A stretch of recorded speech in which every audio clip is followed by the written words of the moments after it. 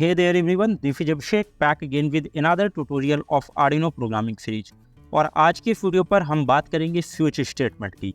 तो अगर हम स्विच स्टेटमेंट की बात करते हैं तो यहाँ पर सबसे पहले जब हम स्विच केस को लिखते हैं तो हमारा जो कोड स्ट्रक्चर होता है वो कुछ इस तरह का होता है, जहाँ पर हम सबसे पहले कोड का इनिशियलाइजेशन करते हैं, स्विच केस का इनिशियलाइजेशन करते हैं तो स्विच कीवर्ड का यूज करते हैं। इसके बाद यहाँ पर हम वेरिएबल या फिर एक्सप्रेशन पास करते हैं जिसके अकॉर्डिंगली हम वैल्यू को स्विच ऑन करना चाह रहे हैं। और यहाँ पर केस कीवर्ड का यूज होता है। जिसके बाद यहाँ पर वैल्यू 1 वैल्यू 2 मतलब कि जो जिस भी वैल्यू के अकॉर्डिंगली आप अपने कोड को अलग अलग टास्क परफॉर्म करवाना चाहते हैं वो यहाँ पर दी जाती हैं। एंड ब्रेक कीवर्ड यूज होता है हमारा वहाँ पर जब हमारा केस, अगर ये केस हमारा मैच हो जाता है, मतलब कि जो भी हमने कंडीशन दी वो अगर सेटिस्फाई होती है तो ये वहीं पर हमारे कोड को स्टॉप कर देता है। अदरवाइज अगर कंडीशन सेटिस्फाई नहीं होती है तो ये आगे की तरफ मूव करने देता है, मतलब कि दूसरे केस पर आने देता है। अब डिफ़ॉल्ट कीवर्ड हमारा यूज होता है बाय डिफ़ॉल्ट, ये ऑप्शनल है, आप इसको यूज करें या फिर ना करें, इसमें कोई कंपलसरी नहीं है, बट बाकी चीज़ें आपकी कंपलसरी होती हैं।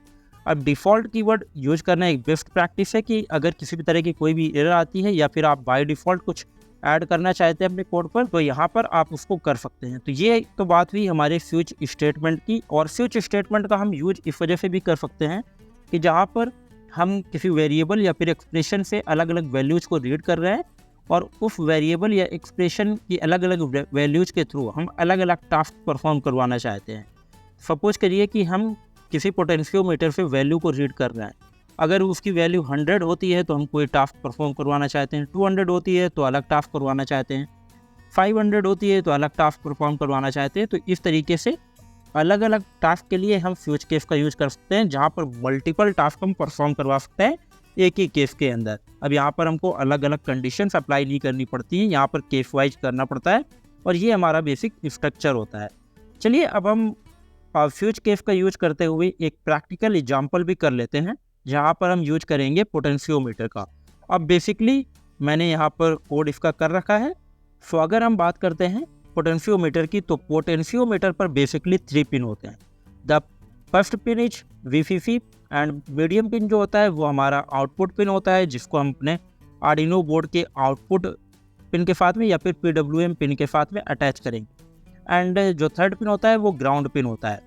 तो हमने अपने मीडियम पिन को अटैच कर दिया है A0 के साथ में। हम एनालॉग वैल्यू पर अटैच कर रहे हैं, एनालॉग इनपुट पर, तो हमने A0 पर अटैच कर दिया है।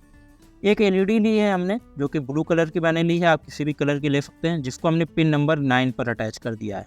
PWM पिन के अकॉर्डिंगली हम LED लाइट को डिम या फिर हाई करेंगे उसकी वैल्यू के अकॉर्डिंग, जो भी पोटेंशियोमीटर वैल्यूज़ को रीड करेगा।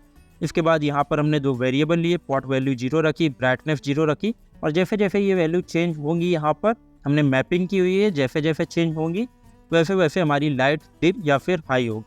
इसका कोड आपको डिस्क्रिप्शन पर मिल जाएगा या फिर अब मैं कमेंट को पिन कर दूंगा, वहाँ पर आपको मिल जाएगा। इसके बाद हमने यहाँ पर पिन मोड ले लिया, LED को इनिशियलाइज कर दिया। अब पोटेंशियोमीटर पर जब हम कोई वैल्यू को एनालॉग रीड करते हैं तो वहाँ पर हमको यहाँ पर पिन मोड डिक्लेयर करना उसका कंपलसरी नहीं होता, ज़रूरी नहीं होता है। तो और यहाँ पर हमने सीरियल डॉट बिगिन ले लिया 9600 सीरियल कम्युनिकेशन के लिए। एंड इसके बाद हम पॉट वैल्यू रीड कर रहे हैं, जो हमने यहाँ पर पॉट वैल्यू नाम का वेरिएबल लिया था वो रीड कर रहे हैं, एनालॉग रीड पॉट पिन।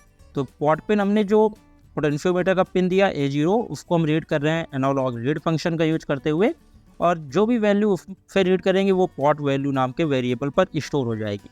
इसी तरह से हमने यहाँ पर ब्राइटनेस नाम के वेरिएबल पर मैपिंग करवाई हुई है पॉट वैल्यू को, जो कि 0 से लेकर के 1023 तक जाएगा, बिकॉज जो हमारे आर्डिनो यूनो की रेंज होती है वो 8 बिट का होता है, तो 1023 तक की रेंज होती है। एंड ये स्टार्ट होता है 0 मतलब 255 से स्टार्ट होता है और ये 1023 तक जाता है।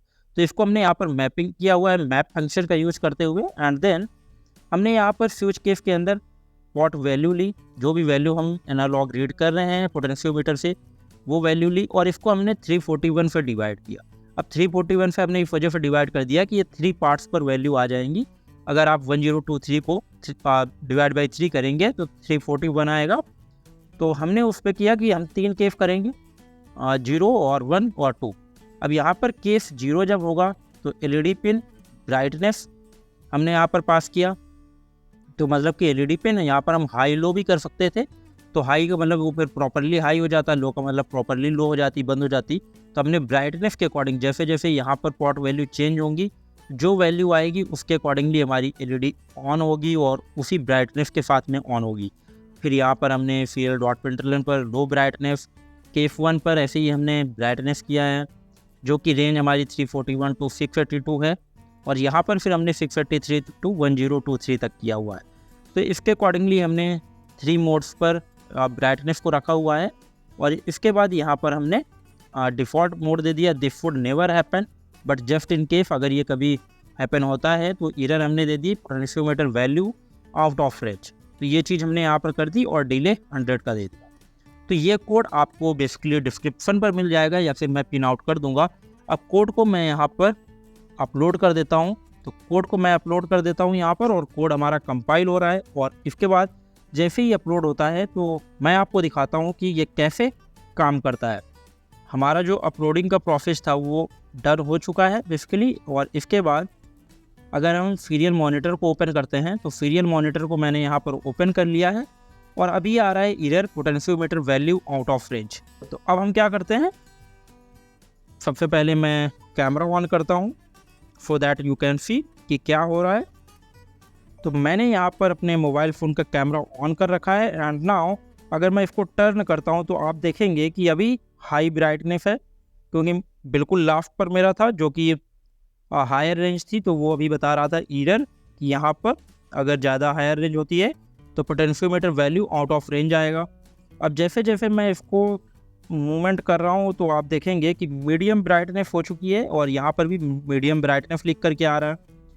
इसके बाद अगर मैं थोड़ा सा और डाउन करता हूँ तो आप देखेंगे कि एलईडी की ब्राइटनेस बहुत ही कम हो गई है और लो ब्राइटनेस लिख करके आ रहा है। अभी बंद हो गई और फिर से ऑन कर रहा हूँ, तेज़ होती जा रही है, आप देख पा रहे होंगे। तो इस तरीके से बेसिकली आप पोटेंशियोमीटर का यूज करते हुए वैल्यू रीड कर सकते हैं। और स्विच स्टेटमेंट का कैसे यूज करना है ये भी मैंने आपको दिखा दिया। तो इस तरीके से बेसिकली हम स्विच केस का यूज करते हैं, जहाँ पर हम मल्टीपल कंडीशंस के साथ में काम कर सकते हैं आर्डिनो के अंदर और स्विच केस के साथ में। तो अगर इसी तरीके के ट्यूटोरियल्स आप लोगों को अच्छे लगते हैं तो मेरे चैनल माई टेक लर्नर को सब्सक्राइब करें, बेल आइकन को प्रेस करें सो दैट आने वाली कोई भी अपडेट आप लोगों से मिस ना हो। और मिलते हैं नेक्स्ट ट्यूटोरियल पर। Till then keep learning and keep exploring.